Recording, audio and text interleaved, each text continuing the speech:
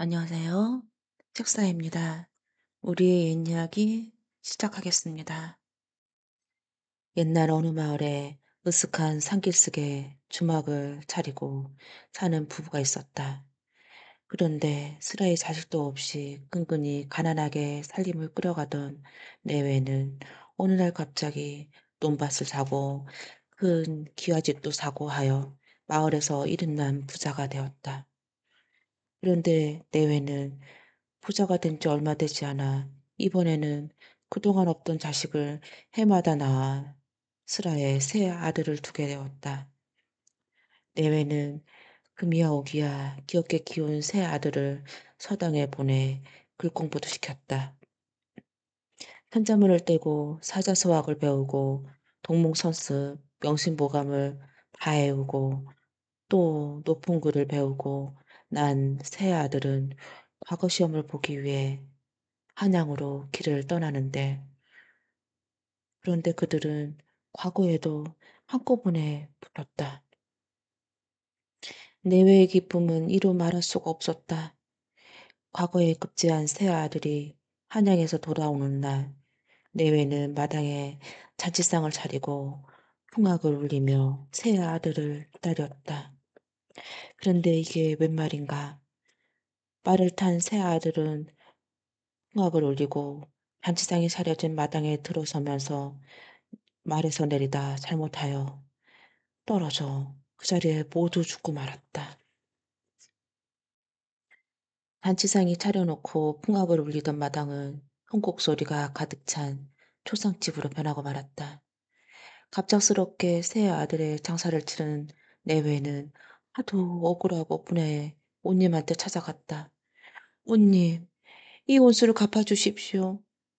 과거에 급제한 우리 새 아들의 목숨을 빼앗은 그 못된 귀신에게 온님께서 온수를 갚아주십시오.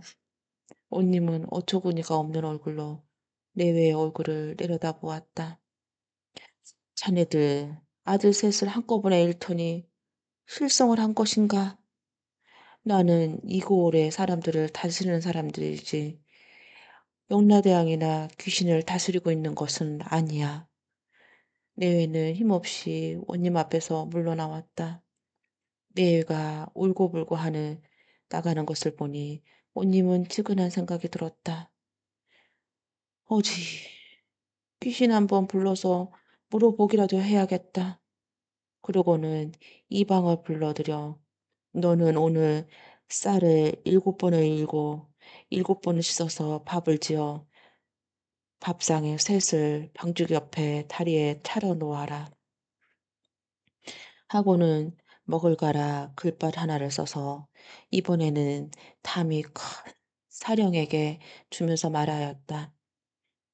너는 이 글을 오늘 밤 자정이 되면 방죽 옆 다리 위에 밥상에 받아놓고 있는 늙은이가 있을 테니 그에게 보여두려라.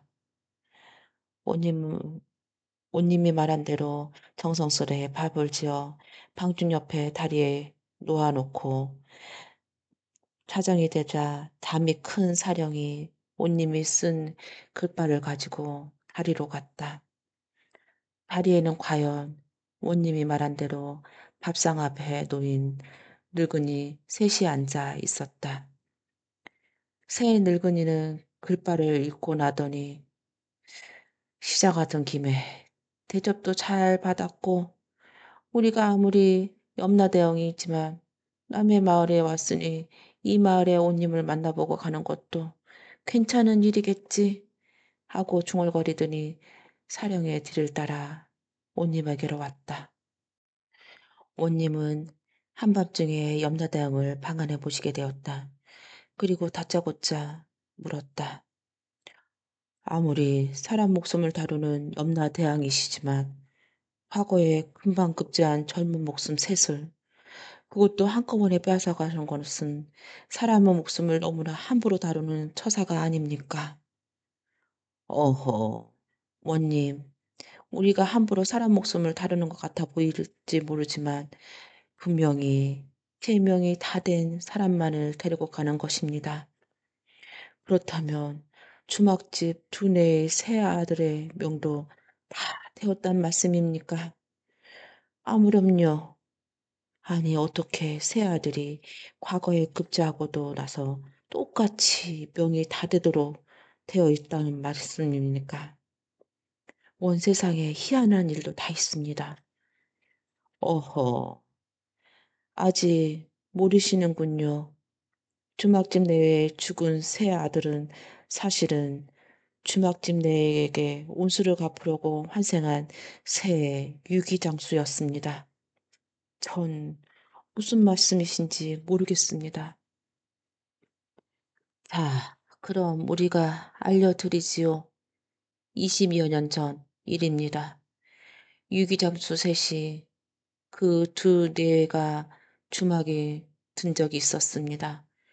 그때 두 뇌가 밤중에 유기장수들을 죽이고 그 돈을 빼앗은 뒤 시체를 마구간에다 묻었지요. 온통하게 죽은 유기장수 셋은 온수를 갚기 위해 주막집에 내 아들로 태어나 귀여운 자식으로 기쁨을 주었다가 갑자기 죽음으로써 두 뇌의 가슴에 슬픔의 칼을 꽂은 것입니다. 그 말을 마치자마자 새 늙은이는 자취를 감추었다. 이튿날 원님은 사령들을 보내어 산기슭 주막집의 마구간에 파보도록 하였다. 그랬더니 과연 염라대왕이 말한 대로 유기장수 셋의 시신이 썩지도 않은 채 그대로 있었다. 원님은 곧 주막집 내외를 잡아들여 벌을 내렸다.